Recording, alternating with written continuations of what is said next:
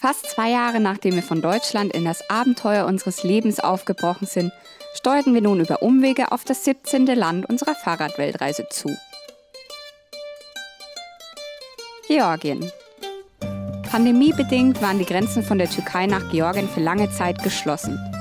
Eigentlich nicht schlecht. So konnten wir noch intensiver die Kultur und viele tolle Menschen kennenlernen. Aber nach fast 9 Monaten Türkei konnten wir es dann doch kaum erwarten, uns in neue Abenteuer zu stürzen. Wir waren schon so gespannt auf das grüne Land, über das wir vorher eigentlich gar nicht viel wussten. Aber dafür mussten wir erst einmal über die Grenze kommen. Obwohl diese nun geöffnet war, entpuppte sich das alles dann doch irgendwie als ziemlich chaotisch und kompliziert. Aber hey, wir wollten Abenteuer und genau das haben wir auch bekommen. Geil, ne? Die aktuelle Mission? PCR-Test machen, um über die Grenze nach Georgien zu kommen. Auf ging's ins türkische Krankenhaus. Okay, wohl erst doch zur Bank. Wir waren jetzt gerade im Krankenhaus, haben einen Zettel in die Hand gedrückt bekommen mit geht bitte erst zur Bank, bezahlt da, überweist da, was auch immer und kommt dann wieder und dann bekommt ihr den Test, damit ihr einreisen dürft nach Batumi. Wir sind jetzt hier gerade im Krankenhaus und in der Bank konnten wir irgendwie nicht bezahlen, keine Ahnung, was auch immer. Meine Sorge war, dass die uns dann direkt zum anderen Krankenhaus schicken, in die 20 Kilometer entfernte Stadt, wo wir wieder den Berg hochfahren müssen. Aber das haben sie jetzt zum Glück nicht gemacht. Hoffentlich, zum Glück ist keiner auf die Idee gekommen, dieses Problem outzusourcen. Ja, jetzt bezahlen wir halt hier und alles okay. Ja, zum Glück, also super. Also das Prinzip ist das folgende. Du gehst ins Krankenhaus, sagst, dass du einen Test machen willst, dann geben sie dir ein kleines Zettelchen, auf dem steht eine Kontonummer. Mit dem gehst du zur Bank, tust dann bei der Bank das Geld einzahlen, nimmst die Quittung, gehst zurück zum Krankenhaus, dann sehen die, okay, ist einbezahlt, kannst zum Test. Es ist allerdings so, dass eine Viertelstunde vor uns 2 Leute aus Liechtenstein genau dasselbe gemacht haben, was ich gerade gesagt habe. Bei denen hat das alles geklappt und wunderbar. Jetzt kam aber eine Mail vom Geschäftsführer, dass diese Taktik jetzt nicht mehr gilt. Warum auch immer, das konnten sie uns nicht erklären. Jedenfalls machen sie es nicht mehr. Also sind wir zurück zum Krankenhaus und die haben gesagt, kein Problem. Also nicht so direkt, das war schon ewig lang hin und her telefonieren, bis es dann endlich mal kein Problem war. Und dann konnten wir nämlich im Krankenhaus bezahlen.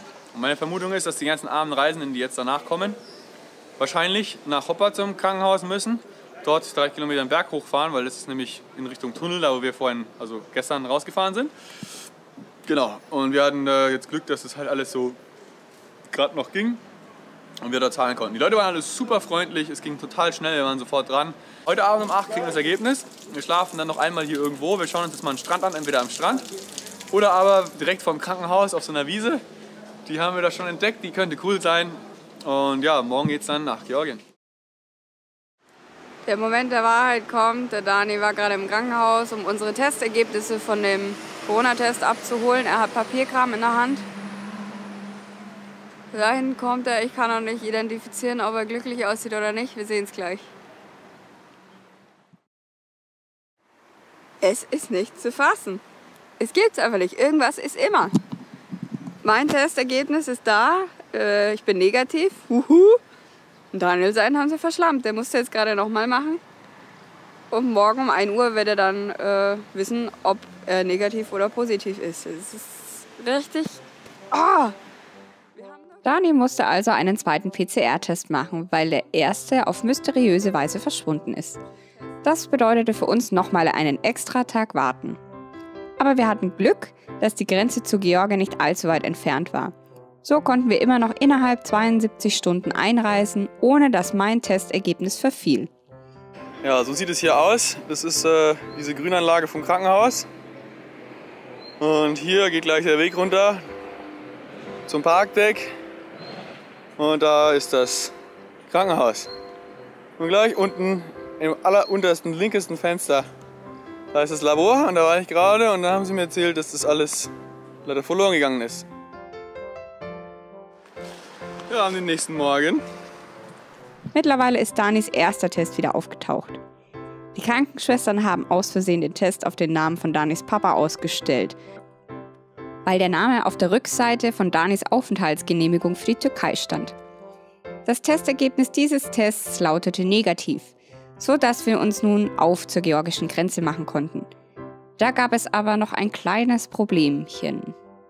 Zwar wurde vom Krankenhaus der Name auf dem Testergebnis korrigiert, Aber der QR-Code zeigte immer noch den Namen von Danis Papa an.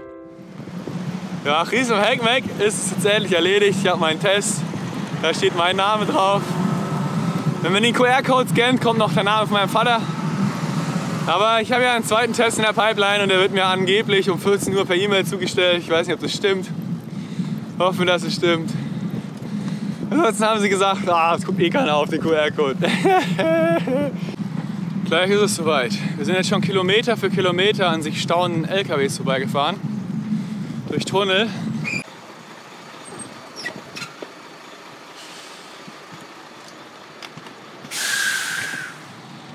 Was für ein Stress. Jetzt sollte aber doch hoffentlich alles klappen. Wir wurden zum Grenzübergang für die LKWs gelotst. Natürlich hatten wir noch keine Mail mit dem zweiten Testergebnis von Dani mit dem richtigen QR-Code erhalten. Aber der O-Ton der Ärzte im Krankenhaus war ja... Es guckt eh keiner auf den QR-Code. Wir stehen jetzt gerade an der Grenze zwischen Türkei und Georgien. Das ist die Ausreise hier. Für die Ausreise. Wir sind hier bei den LKWs, weiß nicht so, aber hier geht's wohl schneller. Wir haben uns hier durchgewunken, jetzt schauen wir mal, wie schnell es hier geht. Ja, seltsam. Jetzt mussten wir durch die Fußgängerhalle fahren. Was wartete da auf uns? Beim ersten Schalter wurde direkt mal der QR-Code gescannt. Alles klar, nichts wie zum anderen Schalter. Dani ging vor. Nein, Leute, was für ein Stress. Und konnte ohne Probleme einreisen. Hey, wirklich? Ja, und ich? Und dann aber kam... Wegen irgendeiner Frage kam dann noch ein anderer Polizist hinzu, weil meiner, der war nicht ganz so sicher mit allem, was er so gemacht hat. Und dann fragte er mich, ja, where's your application form? Und ich so, was für eine application form? Ja, you must enter with an application form. Ich war in der Zeit davon habe ich schon nichts gewusst. Ja. Ich war links von hier bei einer Frau, die hat danach gar nicht gefragt. Ich war schon längst drüben, hab meinen Stempel gehabt, schaut zu Melli, was ist denn da los? Das sind alle diskutieren, rufen mich zurück. Und am Schluss war der Typ aber total nett und hat gesagt, es dauert, keine 5 Minuten, man muss nur angeben, wo man herkommt. Ja. Und dann haben wir das schnell im Internet gemacht und einen Link. Ich habe den Link bis jetzt nicht gekriegt, ich bin da einfach so rein. Bei der hat er den Stempel schon. So, also bei keiner der Seiten, wo wir uns informiert haben, wurde gesagt, dass man sich anmelden muss, wenn man hier einreisen will. Weder beim Auswärtigen Amt noch sonst wo. Es hieß immer nur PCR-Test negativ und zack, rüber. Naja, ist ja egal. Jetzt sind wir drin. Genau. Falls ihr jetzt demnächst mal, es ist dann wahrscheinlich schon ein bisschen älter, das Video, wenn ihr das seht. Aber guckt immer jeden Tag am besten, je näher ihr an die Grenze kommt, ob sich was geändert hat. Und dann seid ihr auf der sicheren Seite, dass ihr alle Papiere habt. Sind wir drin? Endlich. Erstmal was essen. Nach 9 Monaten Türkei, ja, erstmal was essen. Wir sind völlig geflasht von Georgien, Wahnsinn.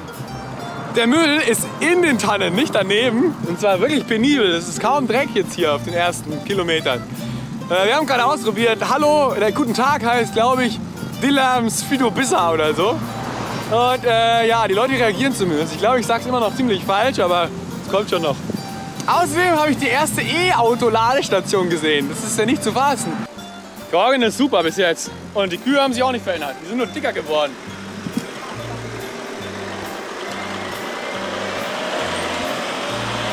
Das ist wie in Bulgarien. Sie haben 2 Liter Bierflaschen. Boah, endlich! Ja! Hallo und herzlich willkommen in Georgien. Yeah! Endlich wieder normale Größen.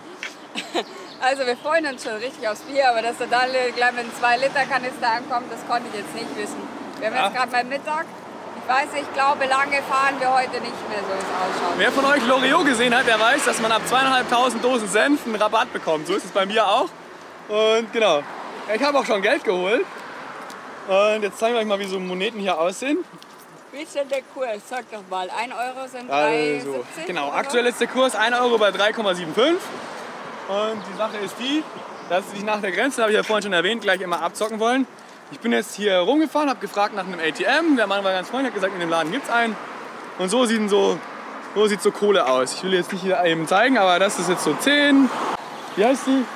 Georgische Lari, genau, georgische Lari heißt das Zeug. So sieht es aus. Wir können es euch dann bestimmt noch mal im Detail zeigen. Wir haben es jetzt am ATM geholt, weil da gibt es halt keine Wechselgebühren oder sowas. 300 habe ich geholt. Ah ja, doch, hier gab es eine Commission. Die haben sie mir nicht angezeigt. 3 Gel haben wir jetzt bezahlt, Commission. 3 Also 3, keine Ahnung, weniger als 1 Euro.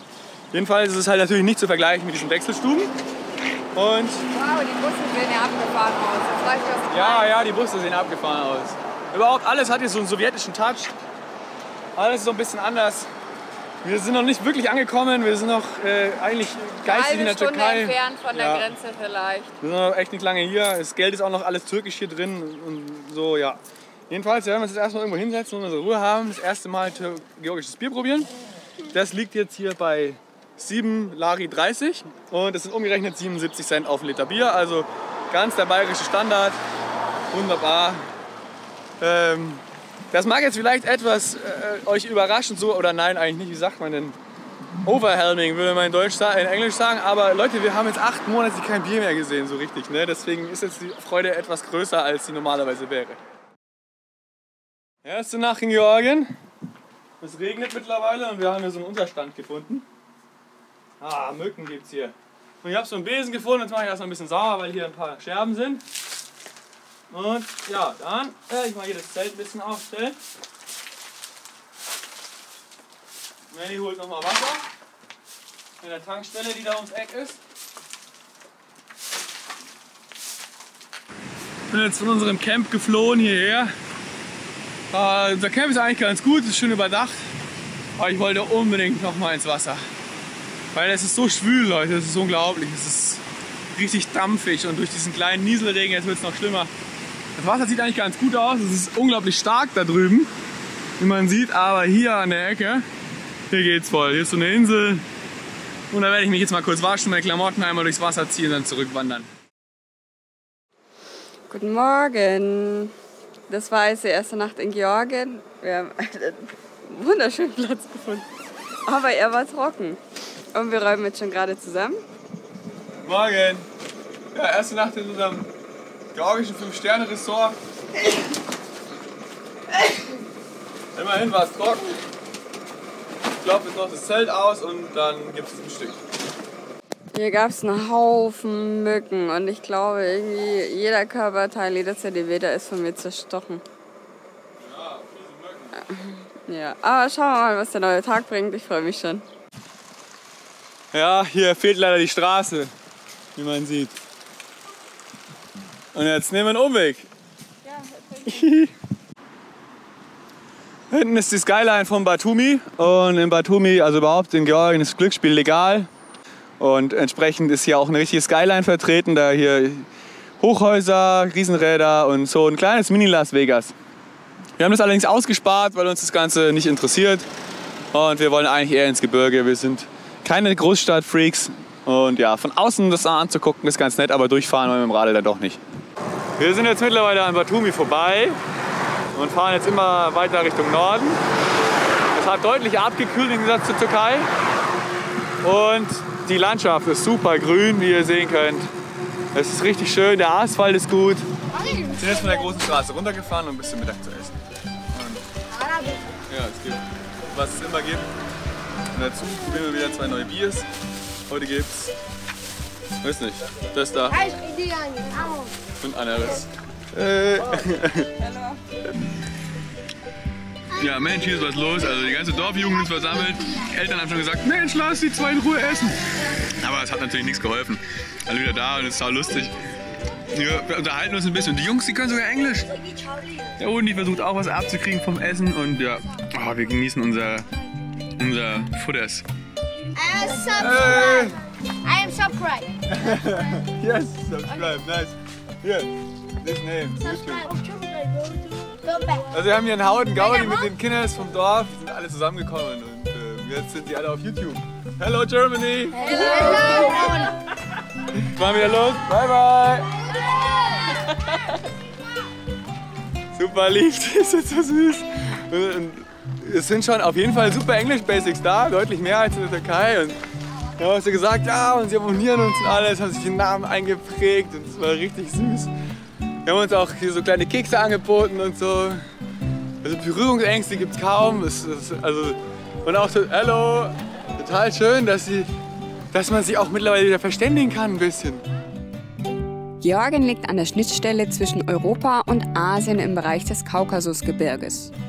Geografisch gesehen gehört das Land zu Vorderasien. Historisch zählt Georgien allerdings zu Europa. Mit seinen fast 70.000 Quadratkilometern ist es fast so groß wie Bayern. Und ungefähr die Hälfte der Fläche vom Land ist mit Bergen bedeckt. Wer freut sich über diese kleine Randinfo besonders? Ich natürlich.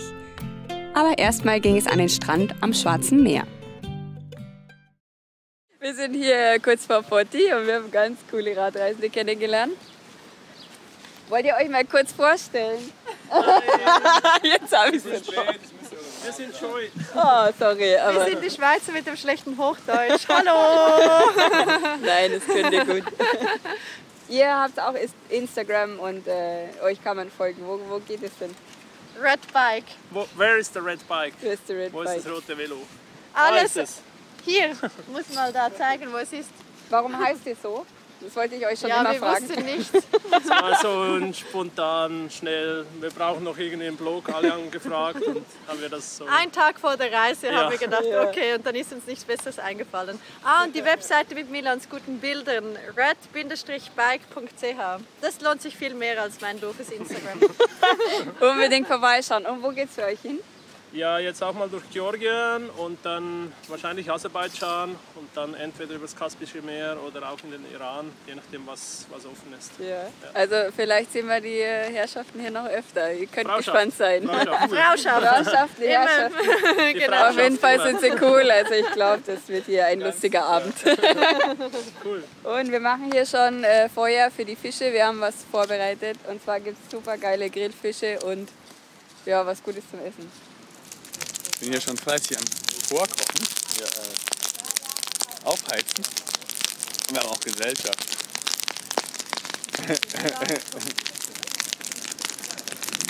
Die warten alle auf den Fisch, aber das wird nichts, das wissen die nur noch nicht.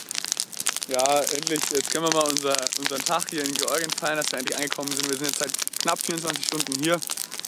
Gestern in diesem Mückennest gezeltet und heute endlich mal so eine richtig schöne Stelle am Meer gefunden und ja, es geht dann immer weiter Richtung Mestia. Aber ja, ihr kennt ja unsere kulinarischen Eskapaden, die sind ja nicht so grenzenlos, aber heute Schokobanane. Vielen herzlichen Dank für die geile Schokobanane jetzt mal. Guten Morgen.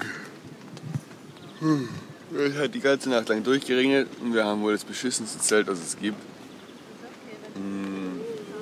Ja, es ist natürlich überall reingelaufen da hinten. Also, wir haben ja darüber mal einen Testbericht geschrieben und dann, als es im Winter nicht geregnet hat, haben wir den Regentest natürlich nicht machen können.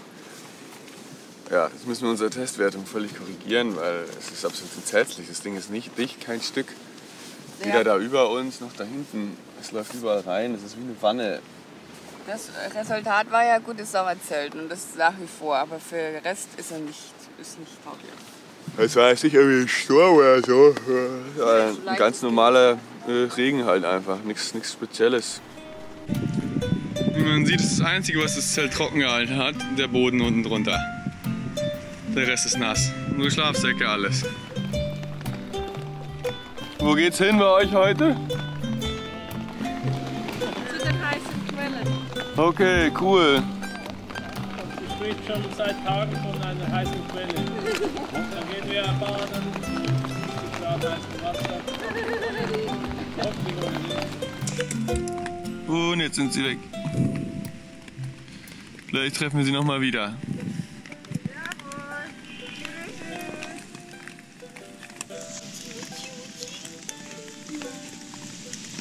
Ich glaube, der will mit uns mitfahren.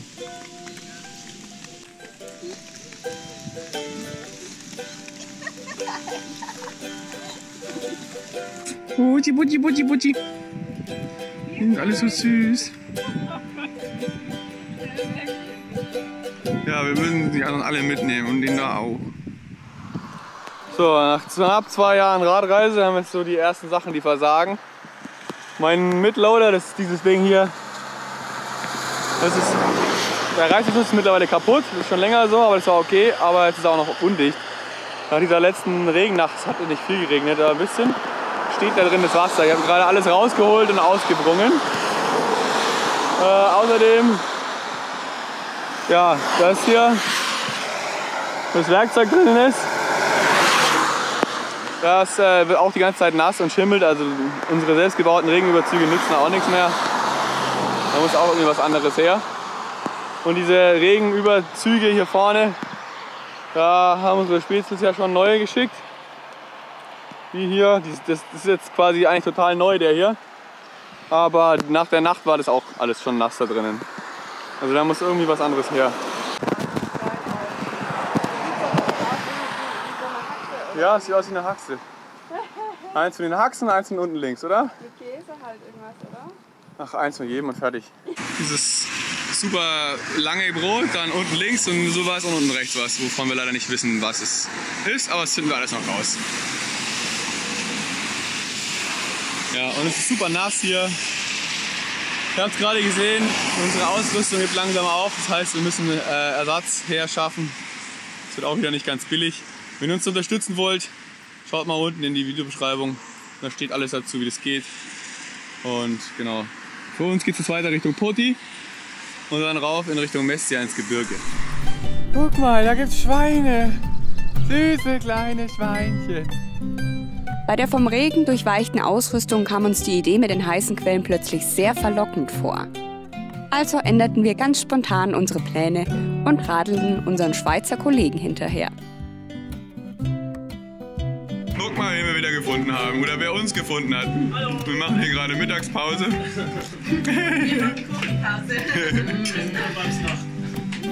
Da haben sie bei ihrer Kuchenpause wohl überholt.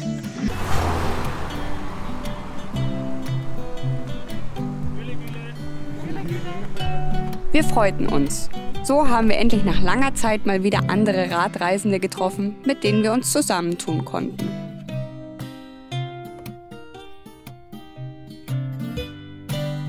Das brachte mal wieder frischen Wind in die Reise. Das letzte Mal war lange her, als wir uns mit jemandem auf Deutsch unterhalten haben. Mit den zwei Schweizern Tonja und Milan verstanden wir uns auf Anhieb super und konnten nebenbei tolle Radreisetipps austauschen. Nach einer schweißtreibenden Bergauffahrt kam letztendlich die Belohnung. Wir haben unser Ziel erreicht, die heiße Quelle. Wie es uns gefällt, das zeigen wir im nächsten Video. Wie unsere Route im Detail aussieht? Wirf doch mal einen Blick auf unsere Originalroutendaten zum Download. Wir freuen uns, dass du uns auf unserem Abenteuer durch Georgien begleitest und bedanken uns ganz herzlich für deine Unterstützung, damit wir weiter unsere Videos mit allen teilen können. Bis bald im wilden Kaukasus.